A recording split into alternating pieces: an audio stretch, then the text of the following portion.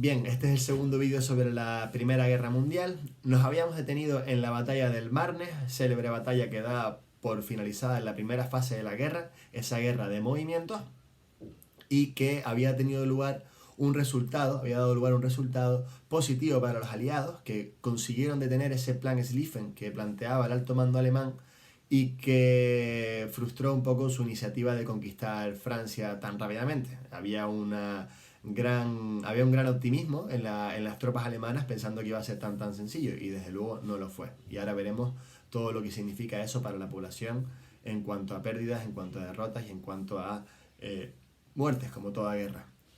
Hay que recordar que los alemanes, como consecuencia de ello, se habían replegado hacia el noroeste, eso sí, controlando áreas que ya dominaban, que formaban parte de su nuevo Reich, que era sobre todo esa región de Flandes, parte de Países Bajos, mientras que el alto mando francés e inglés empezaba a gestionar y sobre todo a construir trincheras, de la que ahora hablaremos. Hay que hablar, eso sí, de 4 frentes. Tenemos el frente oeste, el frente occidental, del que ya estamos mencionando quienes se encontraban ahí. Hablaríamos por lo tanto de Alemania, por supuesto, y también de Inglaterra y de Francia. También podemos decir que hay una parte que se corresponde con Austria-Hungría y otra parte con Italia, siendo respectivamente de la Triple Alianza y de la Triple Entente. Tenemos también el frente norte, que está situado en el Mar del Norte, donde tendrán lugar enfrentamientos entre Inglaterra, la Armada Británica, contra la alemana, sobre todo compuesta por submarinos. Ahí tendrá lugar la batalla de Jutlandia, que será un empate, si bien es cierto que las pérdidas inglesas fueron mayores que las alemanas.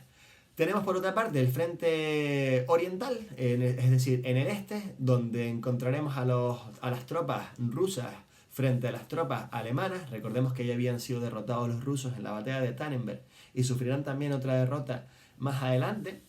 Y también hay que destacar la presencia de Austria-Hungría, que duda cabe, y los propios rusos, ¿vale?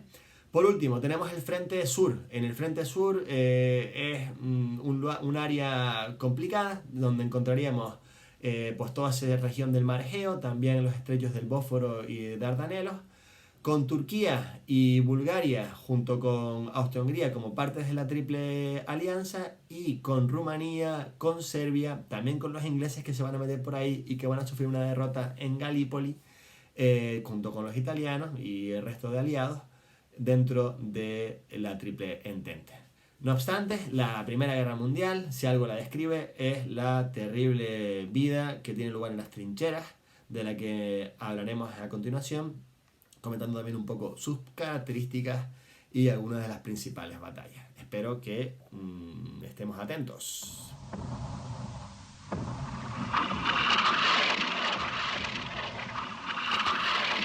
Bueno, este maravilloso traveling de la película Senderos de Gloria, dirigida por Stanley Kubrick en 1957 y protagonizada por Kirk Douglas, aquí lo tenemos en imágenes, nos sirve para hablar un poco sobre las características de las trincheras, que era la nota predominante durante la mayor parte de la Primera Guerra Mundial. Hay que tener en cuenta lo que es una trinchera, esas zanjas que se excavan con excavadoras y también a mano por parte de los soldados para poder resguardarse y para poder protegerse y mantener las posiciones frente al enemigo, ¿no? Las condiciones son horribles, están parapetados con todo tipo de muros, con sacos y demás, pero la higiene brilla por su ausencia y el terror también está en el día a día, ¿no?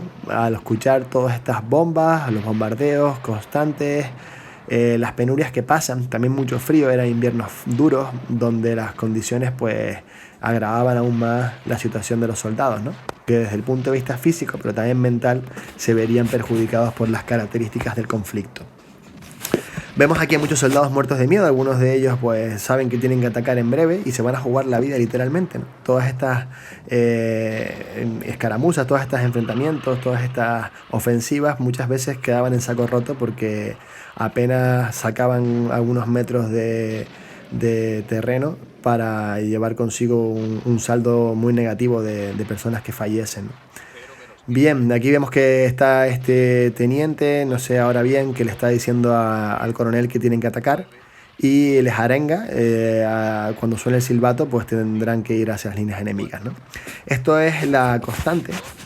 Hay que tener en cuenta también la higiene de las propias trincheras, muchas veces plagadas de ratas, de muertos también en algunos casos, si no las limpiaban con suficiente antelación, y el peligro que corren, ¿no? Aquí lo estamos viendo en esta recreación de hace ya, pues fíjense ustedes, más de 60 años, 70 incluso, pero que ilustra muy bien cómo era un ataque, ¿no?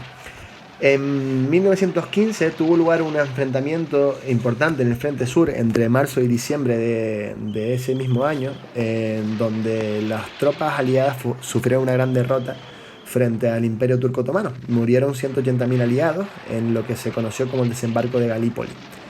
Se quedaría el sur bloqueado hasta otoño del 17, pero en 1916 encontramos dos batallas horribles. La primera es el 21 de febrero, que es la batalla de Verdún, que dura hasta el 18 de diciembre de ese mismo año, donde mueren pues soldados franceses, alemanes y también, bueno, ingleses, pero sobre todo franceses, alemanes, más de 500.000, un auténtico disparate para muy poco resultado. Y también en ese mismo año, el 1 de julio, se inicia la batalla del Somme, que está en el norte de Francia, una ofensiva en este caso por parte de los aliados de ingleses y de franceses, la cual va a durar hasta el 18 de noviembre de ese año. Un saldo horrible para este enfrentamiento. Hay que destacar también la presencia de gases, el gas mostaza, por poner un ejemplo. El fosgeno también era otro caso, gases lacrimógenos, el cloro también, que provocaban pues irritaciones, que daba lugar también a pérdida de visión y otro tipo de problemas que bueno, en muchos casos quedarían para siempre, ¿no? Esto es un poco la detonante de las características principales de la Primera Guerra Mundial. Hay que destacar también que el 16 de marzo del 16 Alemania le declara la guerra a Portugal y que el 21 de noviembre pues muere el emperador austrohúngaro, Francisco José, que era ese señor ya octogenario que seguía en poder, ¿no?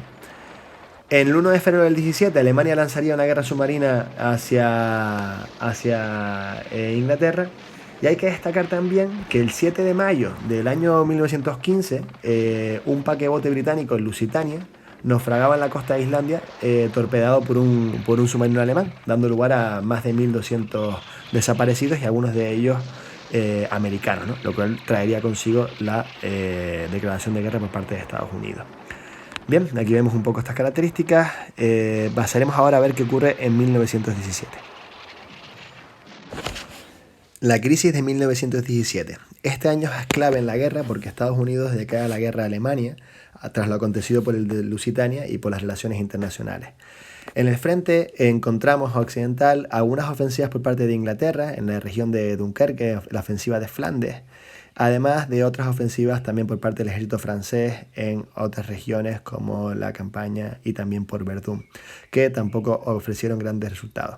En el mar del Norte había declarado zona de guerra y Inglaterra, y Alemania había bloqueado a los puertos ingleses por la región de Bélgica, llevando a cabo algunos bombardeos también en la costa británica. Por otra parte también Gran Bretaña había bombardeado algunas bases de submarinos y navales que tenían los alemanes en Bélgica. Hubo una gran batalla que fue la batalla de Jutlandia, ahí frente a la península del mismo nombre, en donde el saldo fue similar, si bien murieron más ingleses que franceses, por lo menos en cuanto a barcos. En el frente oriental encontramos la lucha entre Rusia y Alemania, que al principio obtienen grandes victorias en la región de Galicia por parte de los rusos, pero los alemanes se hacen con la ciudad de Riga, continuando un poco pues su avance. Al final, tras la Revolución de Octubre, se firma el Tratado de Brest-Litov y también un armisticio, siendo toda esa región ocupada por los imperios centrales, de todo ello para el Reich. En el sur, como estamos viendo, hay una ofensiva aliada por parte del ejército francés, británico, también griego y además de Italia, que entrarán por Serbia contra Austria-Hungría. 1918 es el año donde concluye la guerra. Vemos que los aliados en el frente sur consiguen avanzar, derrotando a los búlgaros en la batalla de Debro-Pogne, también a Turquía, y consiguiendo liberar Rumanía. Bulgaria firma el armisticio y también ocupa la ciudad de Belgrado, mientras que Italia ocupa también a Albania. Además, los italianos sufrirán una derrota frente a Austria-Hungría en la batalla de Caporetto, si bien con la ayuda inglesa derrotarán a los austrohúngaros en la batalla de Vittorio Veneto, ocupando Italia, la región del Fiume y también de Istria, como podemos ver aquí. Pero es que además, en el seno del Imperio Austrohúngaro tendrán lugar una serie de manifestaciones, una serie de movimientos nacionalistas que darán lugar al Estado de Checoslovaquia, también a la aparición de la región del Reino de Serbia, que aglutinará grandes regiones, Hungría y también la Gran Rumanía, dando lugar a un pequeño estado que constituirá Austria, mucho más pequeña de lo que era hasta entonces.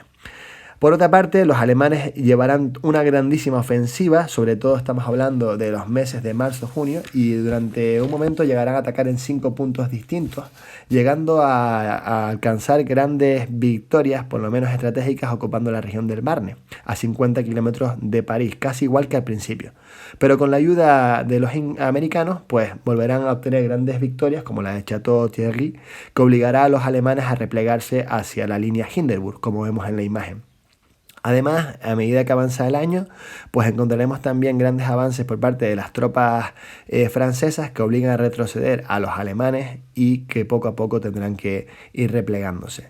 Más adelante encontramos también alguna que otras manifestaciones obreras. Y aquí vemos cómo los americanos obtienen una victoria en Saint-Michel en el sur y también los franceses en la segunda batalla del Marne. La batalla decisiva será la de Sedan por parte de las fuerzas americanas, por parte de los aliados que siguen avanzando tras la victoria del Marne por parte de los franceses y los ingleses también en el norte hacia la parte más septentrional. Eso obliga a Alemania a firmar el armisticio y que el 9 de noviembre el emperador Guillermo II abdique, dando lugar también a una situación muy conflictiva con manifestaciones obreras y con la proclamación de la República de Weimar. Recordemos también, terminando de esta manera, el segundo imperio alemán, el segundo Reich. Recordamos también que el 30 de octubre el Imperio Otomano había firmado el armisticio y que el 3 de noviembre el Imperio Austrohúngaro había hecho lo propio. La guerra concluye el 11 de noviembre, el mes 11, a las 11 de la mañana es el último parte de guerra y por fin los alemanes tendrán que verse obligados a aceptar las condiciones de los aliados en el célebre e infausto por muchos motivos Tratado de Versalles.